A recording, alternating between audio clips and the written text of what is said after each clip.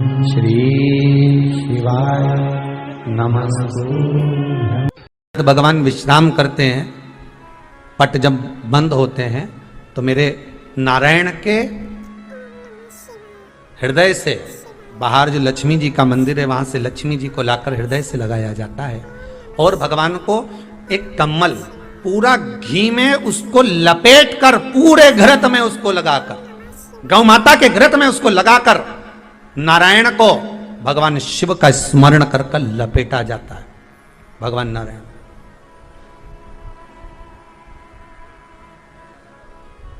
बद्रीनाथ बाबा के मंदिर में दिया घी से भर दिया जाता है, ताले लगा दिए जाते हैं, सब नीचे आ जाते हैं। जब अक्षय तृतीया के समय पर पट खोलते हैं, बाबा का कम्मल घृत से जुड़ा हुआ वैसा कि वैसे ही घृत भरा हुआ, घृत में स्थिरता है, घर में घृत के अंदर लक्ष्मी का भाव आ जाता है।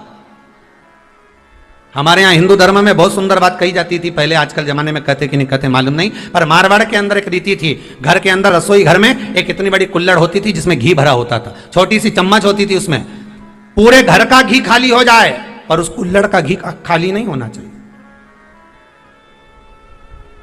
नानी भाई का मायरा सुना है आप लोगों ने? अगर नानी भाई का मायरा सुना होगा तो नानी भाई के मायरे में नरसिंह मेहता जी की जो दादी के प्राण छूटे थे वो केवल इसी बात पे छूटे थे। अगर नानी भाई का मायरा सुना होगा तो आपको मालूम होगा, नानी भाई के मायरे में जब नरसिंह मेहता भोजन करने के लिए बैठे तो नरसिंह मेहता की भाभी दुरत गौरी ने कह दिया दादी के सामने, जब दादी बोली क्यों इसकी रोटी में घी नहीं लगा, तो कहा कुल्हड़ का घी समाप्त हो गया, रसोई घर में जो बाटकी रखी थी उसका घी समाप्त हो गया। जय कुंवर भाई को चिंता लग गई, आंखों से अश्रु बहने लगे और जय कुंवर भाई नरसिंह मेहता की दादी प्राणों को छोड़ दी कि मेरे रसोई घर का घी समाप्त हो गया, मतलब ये घर अब बर्बाद होने में देरी नहीं लगेगी। नानी भाई का मायरा कहता है दादी के प्राण छूट गए थे, नैनों से नीर बह रहा था, केवल जरा सा संवाद। शास्त्र कहता है घर के रसोई घर में जिस बाटकी से आप रोटी पर घी लगाते उसकी बाटकी में भले आधा चम्मच घी पड़ा पर पड़े रहना चाहिए, क्यों? वो लक्ष्मी को घटने नहीं देता। जिस दिन बाटकी मंज जाए, साफ हो जाए, उस दिन उसी दिन उसको धोकर पोंछ कर वापस भर देना चाहिए। अगर बाटकी गंदी हो गई तो आप धो पोछो, मना नहीं है, पर उसको धोने पोछने से पहले एक कटोरी में घी भर दो, चम्मच रख दो। पर रसोई घर में बाटकी में घी होना चाहिए और उसमें आप डालते रहो और लगाते रहो, रोटी में चलेगा, पर बाटकी का घी समाप्त नहीं होना चाहिए, कुल्हड़ का घी समाप्त नहीं होना चाहिए। वो बरकत है, वो भंडार है, वो संपदा है हमारी।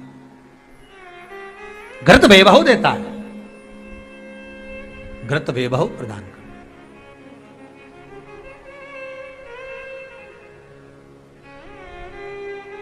घृत वैभवता देता है।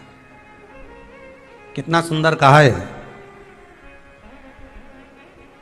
शंकर भगवान के शिवलिंग पर घृत चढ़ाने के बाद आपने दही चढ़ाया शिव जी को, ठीक है, आपने दूध चढ़ाया, जल चढ़ाया, दही चढ़ाया, शहद चढ़ाया, शक्कर चढ़ाई, मिष्ठान चढ़ाया, जो भी आप शिव जी को चढ़ा रहे हो उसमें से केवल एक पदार्थ, एक वस्तु घी शंकर के शिवलिंग पर चढ़ाने के बाद में उसी शिवलिंग का घृत जहां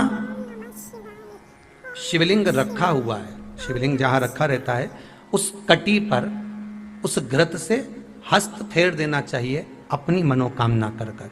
जो अभिषेक आपने किया है वो अभिषेक का फल भगवान भोलेनाथ कुछ ही दिन में प्रदान कर देते हैं, मात्र उंगली फेर देने पर। घृत पात्र की उंगली, घृत का जो आप अभिषेक कर रहे हो, जल चढ़ा रहे हो, दूध चढ़ा रहे हो, आप पंचामृत सामग्री समर्पित कर रहे हो, आप दुनिया की सारी वस्तु भगवान को दे रहे हो, तो घी चढ़ाते समय जब घी चढ़ जाए, शंकर के शिवलिंग पर घी चढ़ गया, उसकी एक उंगली लेकर शिव मंदिर में जहां शंकर जी पिंडी पर बैठे हैं उस जलाधारी पर जो शिवलिंग रखा हुआ है उसके चारों तरफ उस घृत को लगा देना चाहिए अपनी कामना कर कर।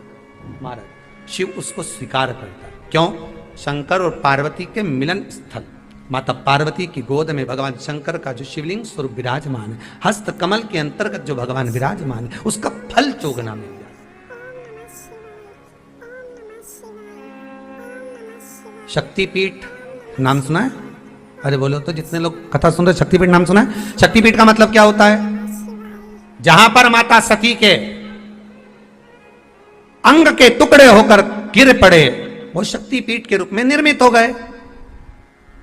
जितनी भी शक्तिपीठ होती है, उन शक्तिपीठ में आप लड्डू चढ़ाएं, पेड़ा चढ़ाएं, वस्त्र चढ़ाएं, आभूषण चढ़ाएं, सोना चढ़ाएं, चांदी चढ़ाएं, मुद्रा चढ़ाएं, आपकी मर्जी पड़े करोड़ों रुपए चढ़ाएं, मना नहीं है।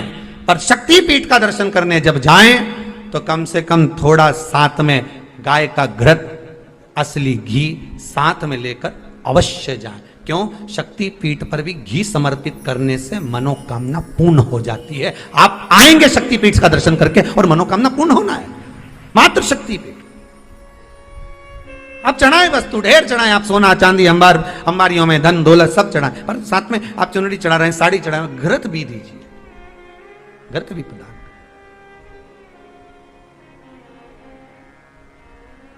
घृत का दान मूल है।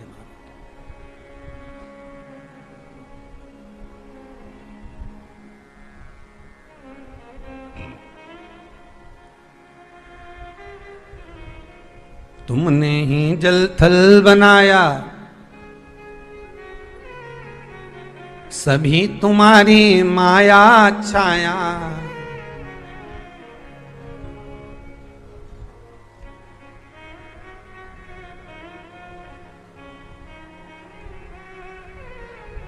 भगवान शिव औखड़ दयालु। तुमको लाखों प्रणाम, तुमको लाखों प्रणाम, तुमको लाखों